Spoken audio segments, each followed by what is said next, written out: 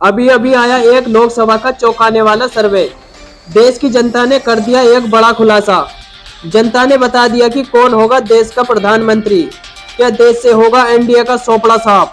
क्या देश में बन पाएगी इंडिया की सरकार? नमस्कार, और आप देख रहे हैं पॉलिटिकल हिंदी न्यूज। अभी अभी जनता के बीच से यह सर्वे निकलकर सामने आया है। इस सर्वे में जनता ने बता दिया कि कौन होगा देश का प्रधानमंत्री। क्या अब की बार देश के तीसरी बार प्रधानमंत्री बन पाएंगे नरेंद्र मोदी? या अब की बार होगा बड़ा उलटफेर? क्या अब की बार बन पाएंगे अन्य दलों का कोई नेता? इन सभी प्रश्नों का जवाब आपको वीडियो के अंत तक जरूर मिल जाएगा। और आज हम देखेंगे कि किस राज्य में किसको कितनी सीटें मिलने का अनुमान है और देश में कौन अपनी सरकार बनाने जा रहा है। चलिए तो शुरू करते हैं, देखते हैं सबसे पहला राज्य। लेकिन उससे पहले मैं आपको जानकारी दे दूं, इसमें लोकसभा की कुल 543 सीटें हैं और किसी भी पार्टी को पूर्ण बहुमत सरकार बनाने के लिए 272 सीटें जीतने की आवश्यकता होती है। जिस पार्टी के पास 272 या उससे अधिक सीटें होंगी वही पार्टी देश में अपनी सरकार बना पाएगी। आप अपनी राय कमेंट बॉक्स में अवश्य बताएं कि अब की बार देश में किसकी सरकार देखना चाहते हैं, क्योंकि जनता की राय लोकतंत्र को मजबूत बनाने के लिए महत्वपूर्ण होती है। अपनी राय अवश्य दें। यदि चैनल पर नए आए हैं तो प्लीज चैनल को सब्सक्राइब अवश्य कर लें। हम आपके साथ अलग अलग ओपिनियन पोल और एग्जिट पोल को साझा करते रहेंगे, बने रहिए हमारे साथ। चलिए शुरू करते हैं और देखते हैं सबसे पहला राज्य। सबसे पहला राज्य आता है उत्तर प्रदेश। उत्तर प्रदेश में लोकसभा की 80 सीटें हैं, जिसमें से बीजेपी के खाते में 50, जबकि इंडिया यानी गठबंधन के खाते में 35 लोकसभा सीट जाती दिख रही हैं। आमतौर पर ऐसा माना जाता है कि उत्तर प्रदेश जो पार्टी ज्यादा सीटें जीतेगी वही पार्टी केंद्र में अपनी सरकार बना पाएगी। क्या अब की बार आंकड़े कुछ उल्टे दिखाई दे रहे हैं? पूरे ओपिनियन पोल को देखिए और आपको पता चल जाएगा। अब की बार देश में सरकार बनने जा रही है। इसी के साथ यदि हम बात करें बिहार राज्य की, बिहार राज्य में लोकसभा की कुल 40 सीटें हैं। यहाँ पर भाजपा के खाते में 14, जबकि कांग्रेस यानी महागठबंधन के खाते में 26 लोकसभा सीट जाती दिख रही है। चलिए इसी के साथ हम बात करते हैं हरियाणा राज्य की।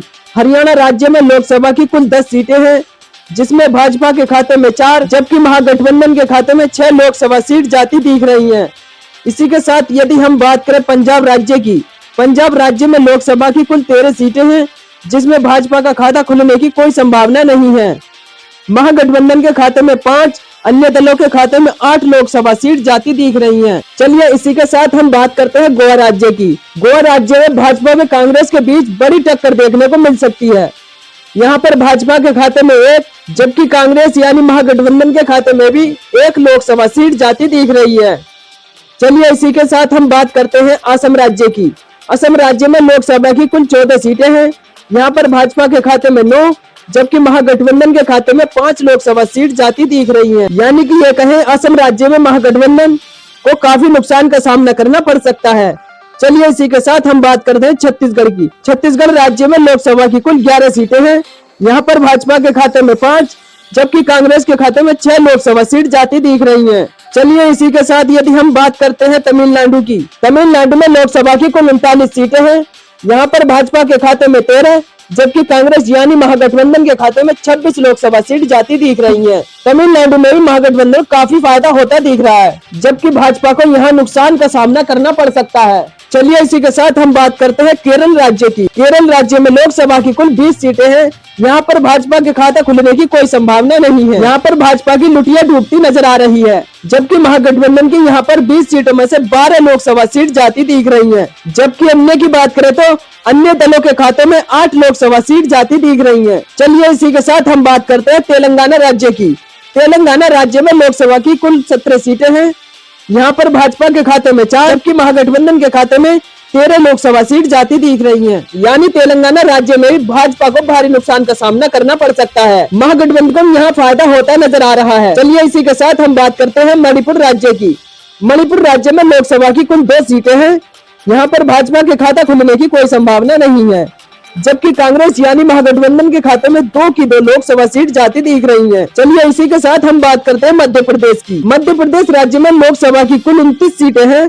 यहाँ पर भाजपा के खाते में 7, जबकि कांग्रेस यानी महागठबंधन के खाते में 22 लोकसभा सीट जाती दिख रही है। यानी भाजपा को मध्य प्रदेश राज्य में काफी नुकसान का सामना करना पड़ सकता है, जबकि महागठबंधन को काफी फायदा होता नजर आ रहा है। चलिए इसी के साथ हम बात करें त्रिपुरा की।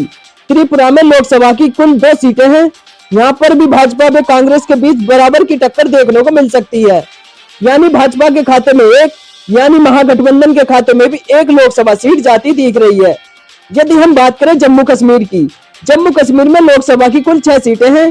यहाँ पर भाजपा व कांग्रेस के बीच बराबर की टक्कर देखने को मिल सकती है। यहाँ पर भाजपा के खाते में 3, जबकि महागठबंधन के खाते में भी 3 लोकसभा सीट जाती दिख रही है। चलिए इसी के साथ हम बात करते हैं मेघालय राज्य की। मेघालय राज्य में लोकसभा की कुल 2 सीटें हैं। यहाँ पर भाजपा के खाता खुलने की कोई संभावना नहीं है, जबकि मेघालय की 2 सीट महागठबंधन के खाते में जाती दिख रही है। यानी कि मेघालय राज्य में भाजपा की लुटिया डूबती नजर आ रही है। चलिए इसी के साथ हम बात करते हैं अरुणाचल प्रदेश की। अरुणाचल प्रदेश में लोकसभा की कुल 2 सीटें हैं। यहाँ पर भाजपा व कांग्रेस के बीच बराबर की टक्कर देखने को मिल सकती है। अरुणाचल प्रदेश की 2 लोकसभा सीट भाजपा व कांग्रेस के बीच 1 सीट जाती दिख रही है। तो चलिए इसी के साथ हम बात करते हैं झारखंड की। झारखंड में लोकसभा की कुल 14 सीटें हैं। यहाँ पर भी भाजपा व कांग्रेस के बीच यानी महागठबंधन के बीच बराबर की टक्कर देखने को मिल सकती है। झारखंड की 14 लोकसभा सीटों में से भाजपा के खाते में 7, जबकि महागठबंधन के खाते में 7 लोकसभा सीट जाती दिख रही है। इसी के साथ हम बात करते हैं राजस्थान राज्य की। राजस्थान राज्य में लोकसभा की कुल 25 सीटें हैं। यहाँ पर भाजपा के खाते में 17, जबकि अन्य महागठबंधन के खाते में 8 लोकसभा सीट जाती दिख रही है। यानी कि राजस्थान राज्य में भाजपा को काफी फायदा होता नजर आ रहा है, जबकि महागठबंधन को यहाँ पर नुकसान का सामना करना पड़ सकता है। चलिए इसी के साथ हम बात करते हैं गुजरात राज्य की।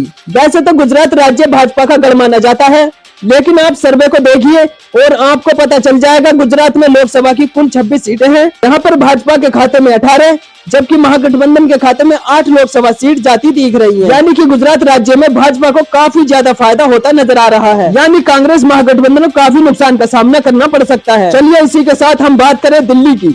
दिल्ली राज्य में 7 लोकसभा सीटें हैं। यहाँ पर भाजपा के खाते में 3, जबकि कांग्रेस महागठबंधन के खाते में 4 लोकसभा सीट जाती दिख रही है।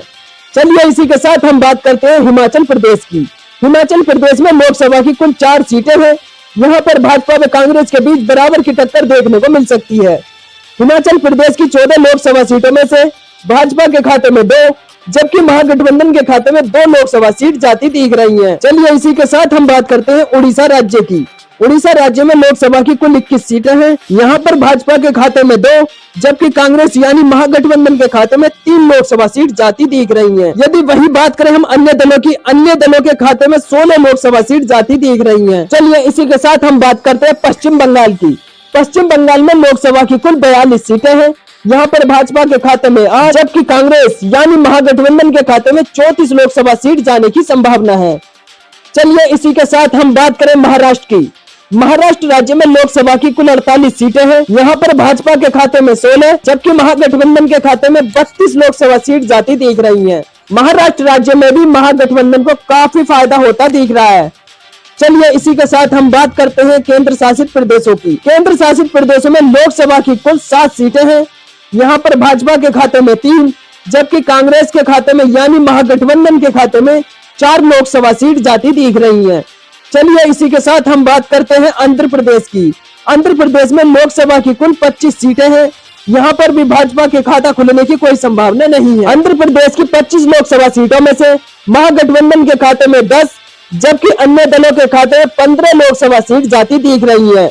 यानी कि इसमें भाजपा की लुटिया डूबती नजर आ रही है। इसमें आपने 543 सीटों का सर्वे विस्तार से जाना कि भाजपा के खाते में 204, जबकि महागठबंधन के खाते में 286 लोकसभा सीट जाती दिख रही है। चलिए यदि हम बात करें अन्य दलों की, अन्य दलों के खाते में 53 लोकसभा सीट जाती दिख रही है। इस ओपिनियन पोल के आधार पर हम कह सकते हैं कांग्रेस यानी महागठबंधन अपनी सरकार बनाने जा रही है। यदि आपने हमारे चैनल को सब्सक्राइब नहीं किया है तो प्लीज हाथ जोड़कर रिक्वेस्ट है हमारे चैनल को सब्सक्राइब कर लें, बेल आइकन को प्रेस कर दें। धन्यवाद।